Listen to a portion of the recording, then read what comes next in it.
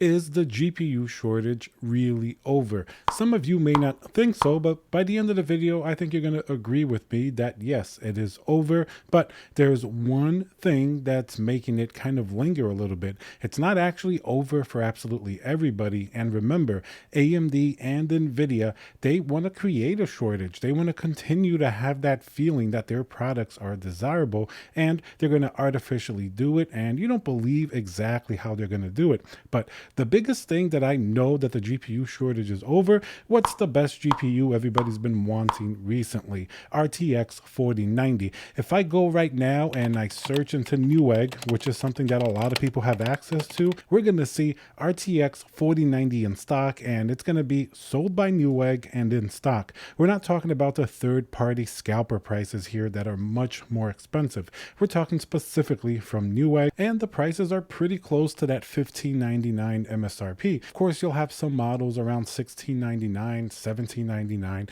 but at least that's their base price. If you're annoyed that NVIDIA made them expensive in the first place, that's an entirely different subject matter, but it's true, that's their base price. They are available. That's pretty much the toughest GPU to get. And then on the AMD side, we have the 7900 XTX. Now, the XT has been in stock ever since it came out. Nobody wants to buy that GPU, not because it's bad, but because it's just a bad value to performance. The XTX, however, at $999 is much better. Now, it is in stock at Newegg, but unfortunately, it's going to be the third-party AIB models, and they're going to be at least $1,099. So you're looking at about $100 markup for an AIB model. Is it the end of the world? I mean, no, it's better than being a lot more expensive, but at $1,099, it does get pretty close to the 4080, which has been in stock ever since it came out. And some people may have a problem buying AMD compared to NVIDIA.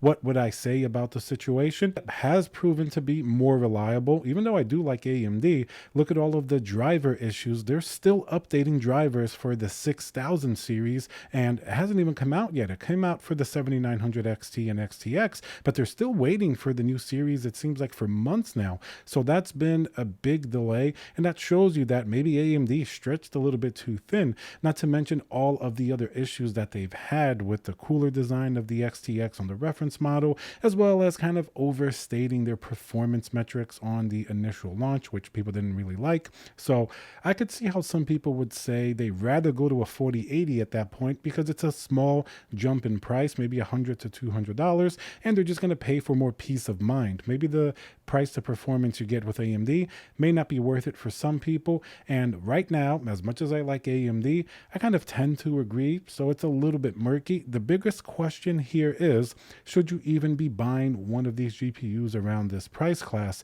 I mean, the 4080 is not a good value, even though I did say that for some people, it will make sense, especially if you get it closer to MSRP. And I know my viewers in other countries, sometimes the price difference between a 4080 and like a 4090, it's huge. It's not like in the US where you can get them reasonably close. We're talking about sometimes it's like $1,000 difference or more. So for other people, the use case for the 4080 is there. I even made a video talking about how it definitely makes sense. If you bought a 4080, I wouldn't feel bad about it. It performs tremendously well. It's just a little bit too expensive, and the value really isn't quite there. So what happens with this information now? The GPU shortage is over, but it seems like sometimes it's not really over. Why is that? It's because AMD and NVIDIA are both artificially holding back GPUs from the channel when they talk in their quarterly earnings about what's going on in the market. Of course, they're talking to a lot of shareholders and investors who may not know the direct market and how it's selling with GPUs. They just want like a general view of things. So obviously they're going to omit certain things. They're not going to be like, oh, the 7900 XC didn't sell well. They may lead with like, oh, the XTX has been very popular. They're shipping new generation GPUs. They always want to make it positive so the stock price goes up. Something else that they do, they're going to hold back inventory or the sell-in in the retail channels because there's simply too much product on the shelves that are not selling. So they're just going to hold stuff back to keep the GPU prices high. They didn't say keep the GPU prices high, but that's basically what it means. I mean, if they want wanted to sell these GPUs, they would lower the price, and I bet you people would run to their Micro Center, they would go to Best Buy, Newegg, and everybody would buy a 7900 XT that's been holding out if that GPU was discounted by a few $100s. Maybe it's $599 or $699. I bet you it would sell, and they would have to release more GPUs onto the market, therefore having more gamers, and more gamers mean more people out there playing things that developers are going to make games for. They're going to put more, AMD driver optimizations in place. They're going to have more budget for better and quicker drivers, so people don't have to complain about AMD drivers not being as good as NVIDIA. And at the end of the day, gain more market share. And I think that's how they would become a better and bigger company. But it seems like they rather just not sell any more GPUs into the system. Of course, it makes sense. If they want to keep the prices like they are, that's the best business decision. They are corporations, so they're going to have to withhold from sending more expensive product. It would only work here if they wanted to take a little risk and lower the pricing, but then it doesn't really seem that great for their investors because they have to say that they have to lower pricing. Investors are going to ask, why? Is nobody buying? Of course not, because the pricing is inflated way too high.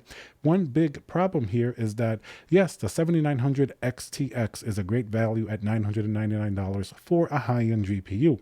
But the 7900 XT at $899 is basically a 7800 XT that AMD tried to sneak up the ladder and make it a much more expensive GPU, and that's where the problem is. NVIDIA did the same thing with the 4080 12GB. Nobody was going to pay $899 for that because nobody's paying $799 for the 4070 Ti. It's not selling very well.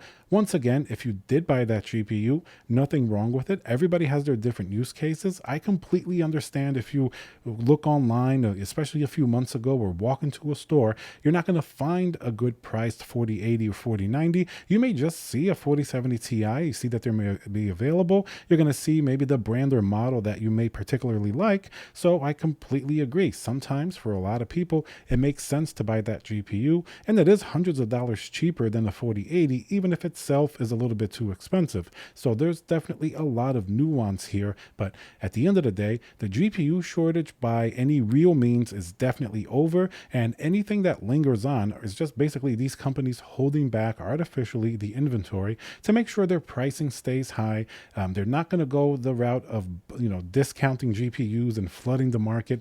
That's definitely not going to happen. So that's why we haven't seen a market flood of GPUs. That's why used and secondhand prices of even RTX 3000 has stayed a little bit high. And remember, they're trying to protect those GPUs as well because they still have a lot of inventory to sell, both NVIDIA and AMD of previous generations. But being able to go online and buy a 4090 or a 7900 XTX instantly, that's something that we didn't have before just a short time ago. So now we do have that, and that's why the GPU shortage is officially over. But unfortunately, high prices are still here to stay.